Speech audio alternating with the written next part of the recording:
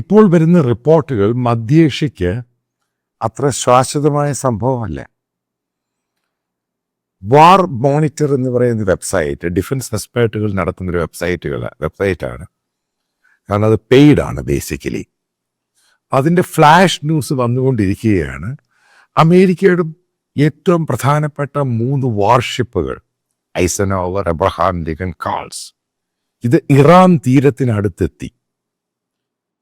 പിന്നെ അടുത്ത റിപ്പോർട്ട് വരുന്നു, സൗദി അറേബ്യയോടും UAE-യോടും അവരുടെ സൈനികരോട് അവരുടെ എയർ ഡിഫൻസ് സിസ്റ്റം ഏത് സമയം ആക്ടിവേറ്റ് ചെയ്യാൻ തയ്യാറായിരിക്കണം.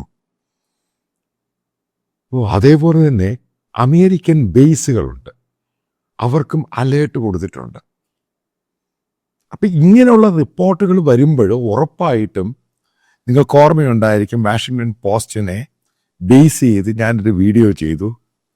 അതായത് ഫെബ്രുവരി 14 അമേരിക്ക തയ്യാറെടുക്കുകയാണ് ഇറാനെ അടിക്കുവാൻ. അപ്പോൾ അതിനിടയ്ക്ക് തന്നെ നിങ്ങൾ മനസ്സിലാക്കേണ്ട ഒരു സംഭവമുണ്ട്. President Donald Trump Stephen Witkoff, American special envoy to Middle East, അയാൾ വശം കത്ത് കൊടുത്തയക്കുന്നു. പുടിൻ പറഞ്ഞ ശേഷമാണിത് ചെയ്യുന്നത്. ദുബായ് ഭരണാധികാരിക്ക്, അതായത് അമേരിക്കയ്ക്ക് ഇറാനുമായിട്ട് ന്യൂക്ലിയർ വെപ്പൺസിൻ്റെ ഡീല് സംസാരിക്കാൻ താല്പര്യമുണ്ട്. വാറിന് പോകാൻ തൽക്കാലം താല്പര്യമില്ല. ആദ്യം കോൺവെർസേഷൻ ആകാം. അപ്പം ബേസിക്കലി നിങ്ങൾ മനസ്സിലാക്കേണ്ടത് ട്രംപ് വാറിനെതിരാണ്. പക്ഷെ ത്രട്ട് വന്നു കഴിഞ്ഞാൽ തീർക്കുക എന്നുള്ള ട്രംപിൻ്റെ പോളിസിയാണ്, റിപ്പബ്ലിക്കൻ പാർട്ടിയുടെ പോളിസിയാണ്. ഇപ്പം കത്ത് കിട്ടി, ആ ലെറ്റർ ഇറാൻ്റെ UAE അംബാസഡർ നേരെ അത് ഖമേനിക്ക് കൊടുക്കുന്നു. ഇറാൻ ഭരണകൂടത്തിന് കൈമാറുന്നു. അവരതിനെ പുച്ഛിച്ച് താളുന്നു. ഇതെല്ലാം കൂടെ കോയിൻസ് നിങ്ങൾ ക്ലബ് ചെയ്ത് നോക്കണം. ഫെബ്രുവരി 14 റിപ്പോർട്ട് വരുന്ന വാഷിങ്ടൺ പോസ്റ്റ് എക്സ്ക്ലൂസീവ് റിപ്പോർട്ട്. അതിനകത്ത് ഇസ്രായേലിനെ കോട്ട് ചെയ്യുന്നുണ്ട്. ഇസ്രായേലും പ്രിപ്പയർ ആവുന്നു. ഇൻ്റലിജൻസിനെ ബേസ് ചെയ്താണ് ഇതൊക്കെ പറയുന്നത്. അതേപോലെ ഏത് സമയത്തും ഇത് ഒരു ഫോർമുല തയ്യാറായില്ല എങ്കിൽ ഇറാൻ്റെ ന്യൂക്ലിയർ വെപ്പൺസ് തീർക്കണം. ഇത് ഇസ്രായേലിൻ്റെ മാത്രം ആവശ്യമല്ല, UAE-യുടെയും സൗദിയുടെയും ആവശ്യമാണ്. കാരണം ആ റീജിയൻ്റെ അത് ത്രട്ടാണ്. ഇപ്പോൾ ട്രംപ് വന്ന് ഈ സംഭവം ഹാൻഡിൽ ചെയ്യാൻ പോവുകയാണ്. കാരണം ഇസ്രായേൽ പൊട്ടൻഷ്യൽ ത്രട്ട് തന്നെയാണ് ഇവരുടെ ന്യൂക്ലിയർ വെപ്പൺസ്. എൻറിച്ച് യുറേനിയം ഇവർ വാരി കൂട്ടുകയാണ്. ഇവർക്ക് സപ്പോർട്ട് ചെയ്യാമെന്ന് പറഞ്ഞ് റഷ്യ, കാരണം അവർക്ക് ന്യൂക്ലിയർ റിയാക്ടറും മറ്റുള്ള ടെക്നോളജിയും സാധനങ്ങളും ഒക്കെ കൊടുക്കാൻ വേണ്ടി. ഇപ്പം ഇങ്ങനെ ഒരു സാഹചര്യത്തിലാണ് ഈ വാർ മോണിറ്ററിൻ്റെ അകത്ത് ഇങ്ങനൊരു റിപ്പോർട്ട് കയറി വരുന്നത്, ഫ്ലാഷായിട്ട് കയറി വരുന്നു. അതായത് ഈ 2 രാജ്യങ്ങൾ അവരുടെ എയർ ഡിഫൻസ് സിസ്റ്റം ആക്ടിവേറ്റ് ചെയ്യും, അമേരിക്കൻ ബേസുകൾ ആക്ടിവേറ്റായി ആ റീജിയൻ്റെ മുഴുവനും 3 വാർഷിപ്പ് വരുന്നു. ഇപ്പോഴത്തെ ഒരു സാഹചര്യത്തിൽ 3 വാർഷിപ്പ് ഇറാൻ്റെ തീരത്തോട് അടുക്കണമെന്നുണ്ടെങ്കിൽ, കാരണം ഇത് പല ഡേറ്റായും വെച്ചിട്ടാണ് ഇവർ പറഞ്ഞേക്കുന്നത്. ഇവരൊക്കെ നേരത്തെ ഈ വാർ മോണിറ്ററിനകത്ത് വർക്ക് ചെയ്യുന്നവരാണ്, കോൺട്രിബ്യൂട്ടേഴ്സാണ്. ഇവരൊക്കെ പഴയ അമേരിക്കൻ സൈന്യത്തിലെ സീനിയറായിട്ട് ജോലി ചെയ്തവരാണ്, നാറ്റോയിലൊക്കെ ജോലി ചെയ്തവരാണ്. അവരാണ് ഇതിൻ്റെ കോൺട്രിബ്യൂട്ട് ചെയ്യുന്നത്.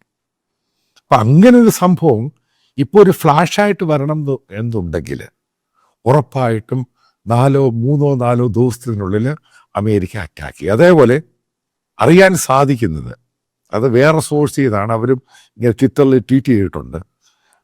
അമേരിക്കൻ എയർലൈൻസ് അതേപോലെ മറ്റുള്ള നാറ്റോ രാജ്യങ്ങളിലെ എയർലൈൻസിനോടൊക്കെ കർശന നിർദ്ദേശം കൊടുത്തിരിക്കുകയാണ്, ഇറാൻ്റെ സ്കൈയിൽ കൂടെ ഫ്ലൈ ചെയ്യരുത്.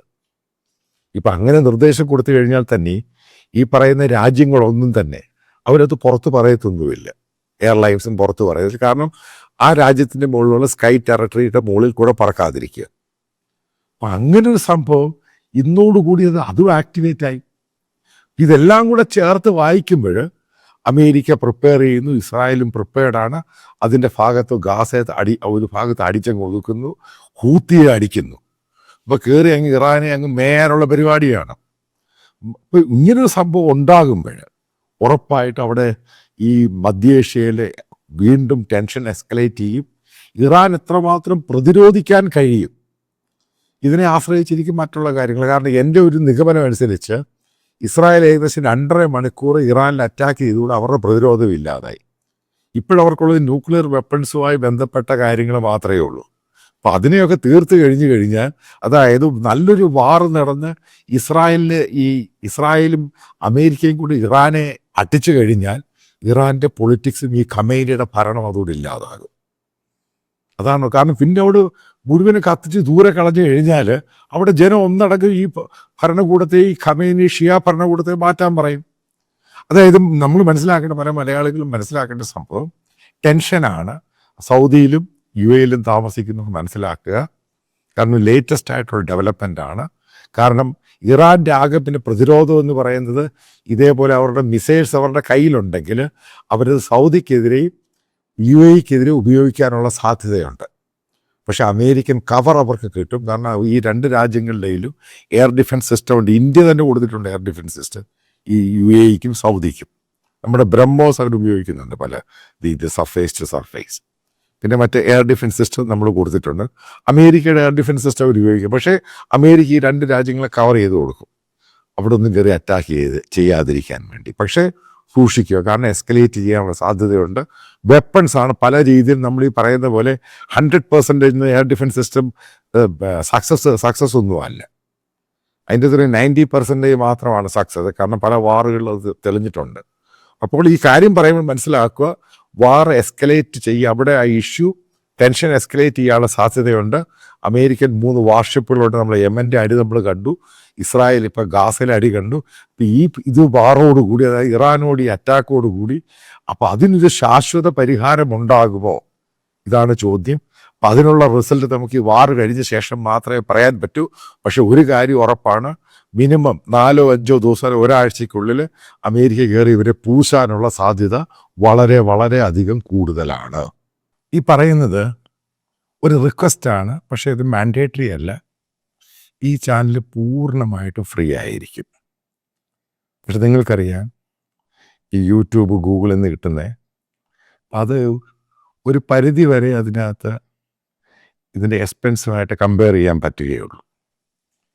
അപ്പം ഇതിൻ്റെ താഴെ ഇതിൻ്റെ കമൻറ്റ് ബോക്സിൽ ഇപ്പം ബാങ്ക് ഡീറ്റെയിൽസും കറണ്ട് അക്കൗണ്ടാണ് പിൻ ചെയ്തിട്ടുണ്ട്. പിന്നെ വീഡിയോയിൽ ഇതിൻ്റെ സ്കാനറുണ്ട്. അപ്പം നിങ്ങൾക്ക് താല്പര്യമുള്ളവർക്ക് അത് കോൺട്രിബ്യൂട്ട് ചെയ്യാം. മേക്ക് ഇറ്റ് ക്ലിയർ, ഇത് കംപ്ലീറ്റ്ലി ഫ്രീ ആയിരിക്കും. കുറച്ച് എക്സ്പാൻഷൻ പ്ലാനുകളൊക്കെ ഉണ്ട്. നല്ല മാൻ പവർ വേണം, കുറച്ച് കൂടുതൽ നല്ല ടെക്നോളജി വേണം. അതിനൊക്കെ സ്പെൻഡ് ചെയ്യണം. കാരണം ആൾക്കാരുടെ വ്യൂസ് കൂടുന്നുണ്ട്. നിങ്ങൾക്കറിയാം, എനിക്ക് ഈ പറയുന്ന ഒരു വലിയ സബ്സ്ക്രിപ്ഷനൊന്നുമില്ല. സഹകരിക്കാൻ താല്പര്യമുള്ളവർക്ക് സഹകരിക്കാൻ. ഒരു കാരണവശാലും ഇത് നിർബന്ധമോ മാൻഡേറ്ററി അങ്ങനെ ഒന്നും തന്നെയല്ല. നിങ്ങൾക്ക് താല്പര്യമുള്ളത് മാത്രം വിശ്വസിക്കുന്ന നിങ്ങൾ ഇതിൽ കോൺട്രിബ്യൂട്ട് ചെയ്യുമെന്ന്.